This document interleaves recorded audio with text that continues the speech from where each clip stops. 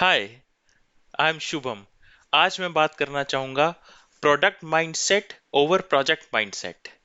थोड़ा हिस्ट्री के बारे में सोचें तो पहले तो प्रोजेक्ट वर्ड भी कहाँ ही यूज़ होता था। पर जैसे जैसे टेक्नोलॉजी में एडवांसमेंट हुई, प्रोसेसेस आए जिसमें हमें कुछ काम करना होता था, जिसकी डेडलाइन होती थी, तो इसके साथ प्रोजेक्ट वर्ड काफ़ी फेमस हो गया। Pro means before, ject means doing. Project word यहां से बना। और प्रोजेक्ट में दो पार्ट्स होते थे, plan parts, planning and execution. और इस काम को करने के लिए एक नई रोल बनी प्रोजेक्ट मैनेजर की। अब प्रोजेक्ट मैनेजर का काम क्या होता था?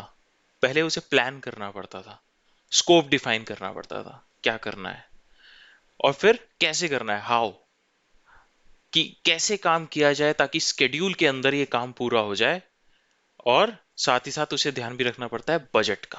तो ये रोल के बेसिस पे एक ट्रायंगल, प्रोजेक्ट मैनेजमेंट ट्रायंगल बना, जिसमें उसे तीन चीजों का ध्यान बेसिकली रखना ही पड़ता है: स्कोप, स्केड्यूल एंड बजट। अगर ध्यान से सोचा जाए तो प्रोजेक्ट में सारी चीजें एक सीक्वेंस में चल रही होती हैं: planning, analysing, designing, implementation, testing and release. जो भी आप कर रहे हो सब कुछ रिलीज टाइम पे यू शिप क्लाइंट के लिए। ठीक है, ये कॉन्सेप्ट बहुत अच्छे से काम करेगा अगर आप 100% श्योर हैं, आपको पता है आप क्या कर रहे हैं, और आप ये मान के चल रहे हैं कि मार्केट, आपके आसपास की मार्केट चेंज नहीं होने वाली है। ठीक है, अगर ये चीज कंफर्म है तो आप प्रोजेक्ट माइंडसेट रखेंगे तो आपका काम बन जाएगा। पर मैं आपसे एक ये क्वेश्चन पूछना चाहता हूँ, क्या आपके माइंड में कोई ऐसी कंपनी आती है जिसने प्रोजेक्ट मैनेजमेंट के ट्रायंगल के सारे रूल्स फॉलो अच्छे से करे, विद इन स्कोप करा, विद इन स्केड्यूल काम करा, विद इन बजट करा, बट स्टिल दे फेल्ड? अब इसमें मेरे माइंड में जो एक कंपनी आती है वो नोकिया। नोकिया ने एक बार ये कहा, हमने कुछ भी गलत नहीं करा, बट स्टिल वी फेल्ड। उनकी गलती क्या थी? उन्होंने मार्केट चेंज को इग्नोर किया।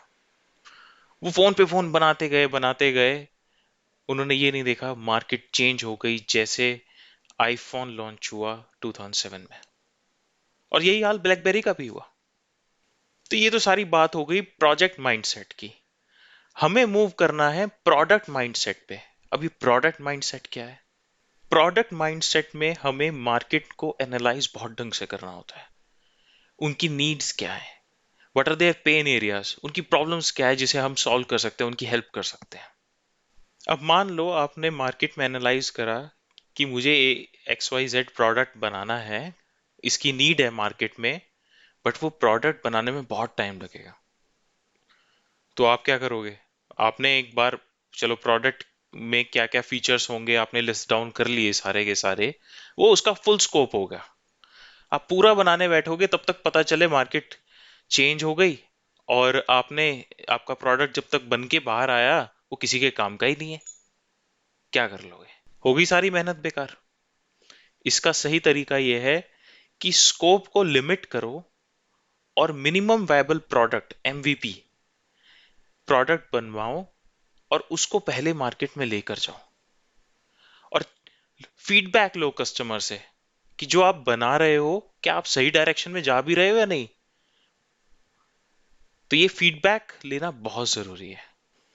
तो समझ रहे हो, इसके अंदर आपने थोड़ा सा बनाया मिनिमम वायबल प्रोडक्ट, मार्केट में लेकर गए, वहां से आपने फीडबैक लिया, और फिर आपने दोबारा चेंजेस करे, फिर उसमें कुछ फीचर्स और ऐड करे, फिर दोबारा आप मार्केट में लेकर जा रहे हो। तो ये फीडबैक लूप है।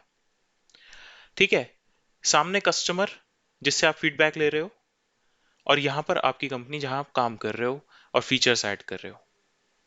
अब यहां पर जब आप काम कर रहे हो तो यहां पर होगा प्रोजेक्ट मैनेजमेंट का वो ट्रायंगल ही फॉलो, पर वो फ्लेक्सिबल होगा।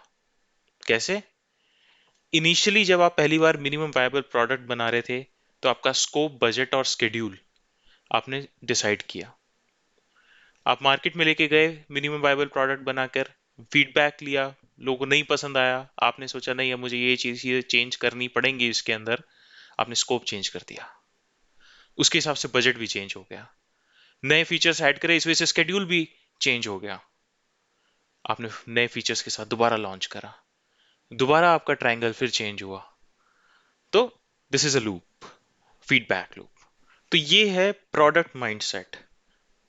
प्रोजेक्ट माइंडसेट में क्या हो रहा था, एक बार आपने ट्रायंगल के तीनों पार्ट्स डिफाइन कर दिए, स्कोप डिफाइन हो गया, शेड्यूल डिफाइन हो गया, बजट आपने अप्रूव करा लिया कंपनी की स्टीयरिंग कमेटी से, सीनियर मेंबर से, और फिर आपने काम करना शुरू कर दिया। कुछ महीने बाद आपने डिलीवर करने की जब तक बात आई, मार्केट चेंज हो गई और आपने जो करा था सब फेल हो गया। ऐसी कंपनीज नहीं चल पाती जो फ्लेक्सिबल ना हो, उन्हें प्रोडक्ट माइंडसेट रखना पड़ेगा, अदरवाइज वो नेक्स्ट नोकिया बन जाएंगी। ऐसा नहीं होना चाहिए कि बजट फिक्स कर दिया तो अब बजट से बाहर क्यों जा रहा है। न्यू फीचर्स जो डिमांड में है, जो रिक्वायरमेंट पूरी करने के लिए, बनाने के लिए जितना खर्चा होगा वो करना पड़ेगा। स्कोप क्यों चेंज हो गया, या फिर हमारा स्केड्यूल क्यों चेंज हो गया, इसमें अगर चीजें फ्लेक्सिबल नहीं रहेंगी तो आप प्रोडक्ट नहीं बना सकते। ठीक है, तो ये था product mindset over the classical project mindset. Okay, thank you.